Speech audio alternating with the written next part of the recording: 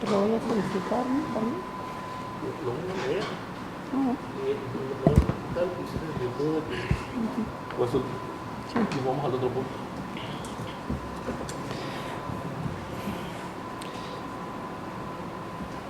Compañera presidenta de la Diputación Permanente, diputada Soledad Saldaña Bañales, compañera y compañero de la mesa directiva, estimados amigos de los medios de comunicación presentes, público que nos sigue por nuestro medio Congreso Ahora y otras redes sociales, compañeros diputados que se encuentran aquí presentes y diputadas también. El pasado 2 de julio se cumplieron 2 años en que 30.113.483 mexicanos decidieron cambiar la ruta de nuestro país, que se deslizaba sin recato alguno a la cada vez más profunda pauperización de amplios sectores de la sociedad mexicana. Caminaba a la corrupción imparable que carcomía como cáncer todas las entrañas de las estructuras económicas y administrativas del país y llevaba hacia la transnacionalización de nuestra economía, entregándonos a la especulación financiera mundial. Con una sola pequeña cruzada en el papel electoral, el 53.19% de los votantes derrotaron una estructura vieja y arcaica que, si bien en un tiempo pudo haber sido favorable para estabilizar un país que había perdido más de 1 millón de mexicanos enfrentados unos a otros, paulatinamente se fue diluyendo en el perfil del neoliberalismo rapaz que socavó no solo nuestras instituciones, sino también nuestros recursos, nuestro futuro y hasta nuestra forma de vida. Solo voy a enumerar aquí unas cuantas acciones que el gobierno de la Cuarta Transformación ha modificado esa ruta, de la cual les digo, el mismo pueblo mexicano decidió cambiar con su sufragio. Solo les diré que más de 22 millones de mexicanas y mexicanos reciben hoy un apoyo federal directo y sin intermediarios, que se han rehabilitado en muchos casos, se han retomado la construcción y reconstrucción de más de 40 hospitales que las administraciones anteriores dejaron totalmente abandonados, que se continúa con la acción más grande de la historia de México en la construcción y el incremento de caminos rurales por distintas vías de nuestra patria, que en electrificación de cientos de comunidades rurales también abandonadas y que en pleno siglo XXI no había llegado la energía eléctrica a ellos, y muchas más acciones de las que ustedes, estimado público, ya conocen. En materia legislativa, leyes y reformas federales que le han dado rostro a la Cuarta Transformación, mencionaré algunas. Una de ellas es la Ley de Extinción de Dominio, la de la Guardia Nacional, la prohibición de las partidas secretas, la Ley del INSABI, la nueva reforma educativa, la paridad de género, reconocimiento de las comunidades indígenas y afromexicanas, prohibición de la condonación de impuestos, la austeridad republicana, la revocación de mandato, la devolución al pueblo de lo robado. En fin, hay una lista muy grande, pero solo menciono algunas. Evidentemente que reconocemos que falta mucho por hacer, que el camino es largo y sinuoso, que los obstáculos son muy grandes, pero a pesar de ello, el gobierno de la Cuarta Transformación avanza seguro. En el ámbito local, pese a nuestras diferencias muy fuertes que existen al interior de esta legislatura, tendré que reconocer que las y los diputados que conformamos esta legislatura hemos sido muy productivos, más productivos que otras legislaturas que en años anteriores han pasado por este Congreso. Respetando aquí nuestras diferencias políticas y nuestras diferencias ideológicas, reconozco que esta legislatura ha sido muy productiva. Mencionaré aquí algunas de las leyes y reformas locales. Uno de los logros más significativos que hemos tenido ha sido la apertura del Parlamento abierto y generar todas las posibilidades para que la ciudadanía pueda interponer iniciativas que a su interés convengan y sean copartícipes en la toma de decisiones. En efecto, ha sido esta la legislatura que más iniciativas ciudadanas ha recibido en toda la historia del Congreso sudcaliforniano, y ese es un acierto que tenemos que reconocernos propios y extraños, unos y otros, y pintos y colorados, que la apertura que ha dado esta legislatura para que los hombres y las mujeres de Baja California Sur hagan llegar sus iniciativas y su voz se escuche en el Congreso y que se conviertan los diputados en voz de su pueblo, ha sido esta legislatura. También les debo decir a ustedes que la reforma para la creación de la Fiscalía General del Estado, a pesar de que es una excelente reforma, que sería el parteaguas para el combate a la corrupción y que nuestro Estado es de los muy poquitos que no cuentan con esta instancia judicial y administrativa, y pese a la resistencia que manifiesta el Ejecutivo Federal para el efecto, así como su grupo parlamentario al interior de nuestro Congreso, seguiremos insistiendo para que esto se haga una realidad y podamos contar en breve con una Fiscalía General que sea autónoma e independiente del Poder Ejecutivo y que de una vez por todas marque la diferencia entre el ejercicio democrático de un poder legislativo que impulsa estos cambios trascendentales para nuestro Estado. Otra es el dictamen que regula el veto al gobernador, que se encuentra en proceso de publicación. La reforma que determina las zonas de salvaguarda para evitar el establecimiento de empresas mineras para que no contaminen el agua y evitar de una vez por todas la mega minería tóxica. Eso ha sido un discurso hueco del Ejecutivo Estatal, que solamente ahí, en sus discursos y sus peroratas, dice que está en contra de la minería tóxica, pero en los hechos no aterriza una ley que garantice que las aguas de Baja California Sur no se contaminarán jamás, porque no ha hecho el caso correspondiente para determinar las zonas de salvaguardas que sería de gran utilidad para la población sudcaliforniana. Otra ley también muy controvertida, que fue la del matrimonio igualitario, constituyó una reforma que, con todas las resistencias que los grupos conservadores y de doble moral, que de repente se dan golpes de pecho,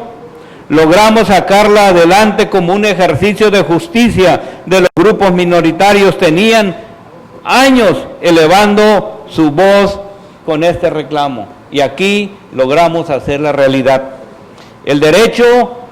a las comunidades indígenas y afromexicanas es igualmente una ley que reivindica los derechos de los grupos marginados del Estado y que lamentablemente también está retenida para su publicación por el Ejecutivo Estatal. La ley de arbitraje médico, la de paridad de género, la violencia política de género, así como la reforma para que las actas de nacimiento siempre tengan vigencia y los padres de familias eviten gastos innecesarios en las instituciones donde sus hijos estudian, también fue un logro importante de esta legislatura, propuestas por diferentes grupos parlamentarios. Desgraciadamente ha encontrado resistencia en las autoridades de la Secretaría de Educación Pública, pero desde aquí le avisamos a los padres de familia que no hay necesidad de que saquen actas nuevas y eroguen de su escaso salario estos costos que cada vez son más caros. Desde aquí les decimos, no hagan ese trámite porque es innecesario. Este Congreso ha revocado esa decisión y ahora queda sin efecto. Todas las actas de nacimiento tienen la vigencia indeterminada. En Baja California Sur también les diré que estas son algunas de los logros, por mencionar solamente una muestra, porque hay muchas más, como la reciente aprobada Ley de Armonización de la Reforma Educativa, que le da vigencia a los derechos de los trabajadores de la educación en sus distintos rubros y sus distintas categorías. Como esas, muchas más leyes y reformas se han aprobado en estos 2 años, que es el rostro de la Cuarta Transformación. Ahí también les quiero decir que en Baja California Sur, señoras y señores, más de 110,000 subcalifornianos están en el padrón de los programas integrales del bienestar. Ingresan directamente a los bolsillos de ellos más de 1,500 millones de pesos que antes no ingresaban, y que quieran o no los de aquí de enfrente, esos ingresos como nunca han fortalecido la economía subcaliforniana, pero sobre todo la economía de los que menos tienen. Y esa es una aportación de nuestro gobierno de la Cuarta Transformación. Ustedes saben también que el gobierno federal ha apoyado a nuestro estado con suficientes equipos e insumos médicos que dejan continuamente los aviones del Ejército Mexicano y la Marina, y que son entregados puntualmente a la Secretaría de Salud del Estado. Claro que eso no lo difunden los medios locales, sobre todo aquellos que son pagados por el Ejecutivo. Tampoco lo difunden otros medios estatales. Solo esperamos que realmente esos insumos lleguen a su destino y no queden almacenados por ahí, o que luego salgan con que se perdió, como aseguran los trabajadores de la salud que ocurre. También decirles que el Seguro Social es una institución que está sido muy beneficiada con estos insumos.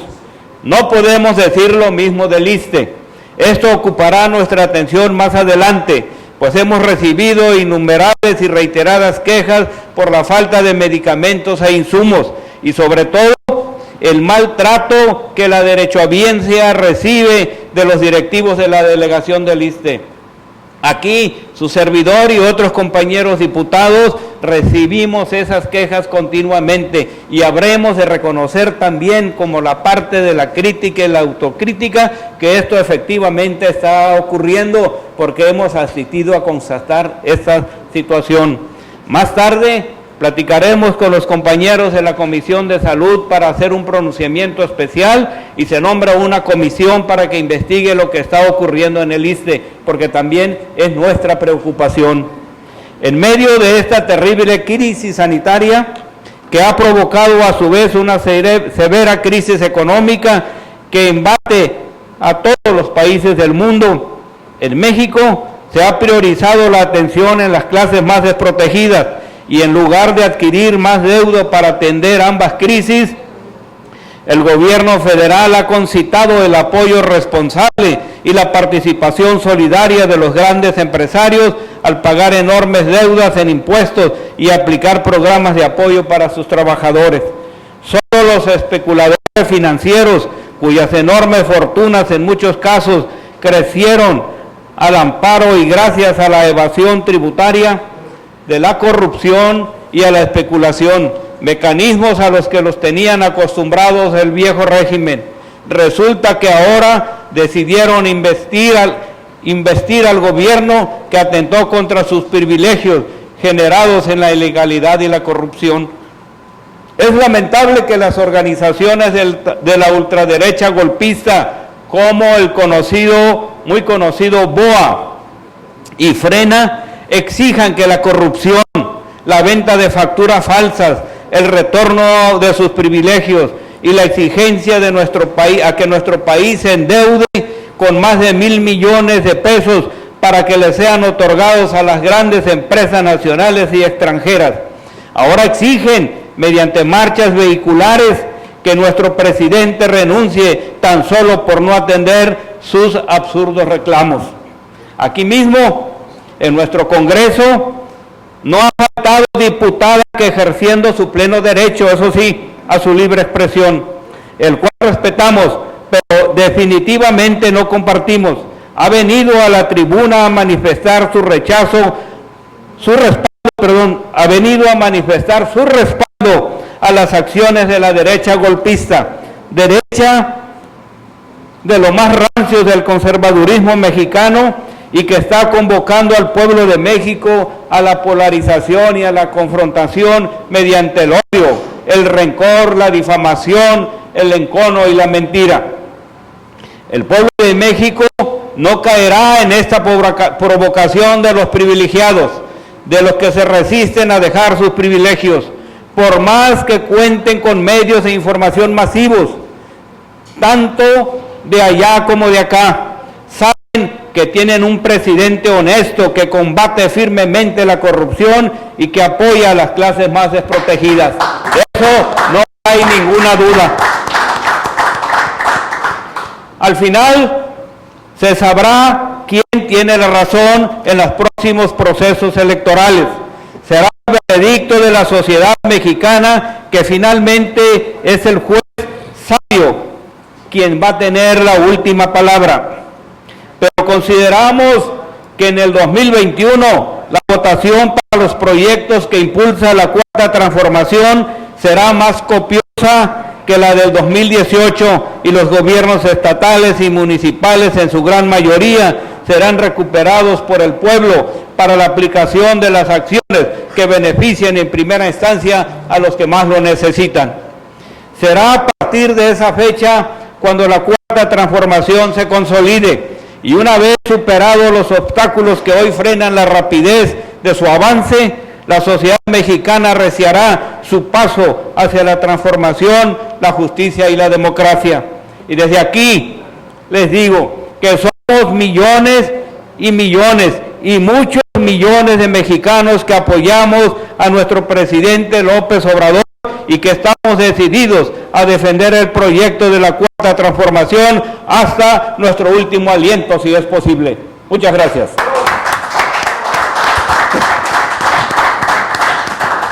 Cuarto punto. Pronunciamiento que presenta la diputada ciudadana